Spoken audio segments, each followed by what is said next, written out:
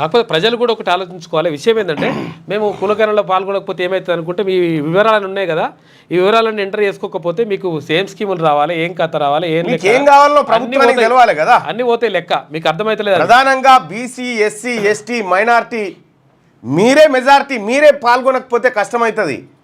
ఆ 3.91 అని ఏదైతే చెప్తా ఉన్నారో ఆడి మందమన్నా చేయండి అయ్యా. మీకు ఇష్టం లేకపోతే ఆస్తులు బీస్తులు చెప్పకపోతే చెప్పకపోరు, అదనే పక్క పెట్టు. ఆస్తులు బీస్తులు చెప్పకురి, గవ్వనే చెప్పురి. ఇప్పుడు జనం భయపడేందుకు ఆస్తులు, ఇండ్లు, మన్ను మశానం పెట్టేసరికి దానికి గజ్జులోనికి ఇండి అది దాంట్లో పాల్గొంటలేదు. దాంతో కొంత మనం దిగ్విజయంగా సత్యనాశనం చేసినాం. ఇప్పుడు ఈ 3 ఆప్షన్లు ఏవైతే ఉన్నాయో, ఈ 3 ఆప్షన్లు ఎంపీడీఓ కార్యాలయానికి పోవడము, ఆన్లైన్లో చేయడం, టోల్ ఫ్రీ నెంబరు, ఇవి కాదు. నిజంగా వాళ్ళ దగ్గర ఇవన్నీ ఉంటే ఎన్నడో చేసేటోళ్ళు. అవి లేకనే వీళ్ళు మిగిలిపోయి ఉండొచ్చు.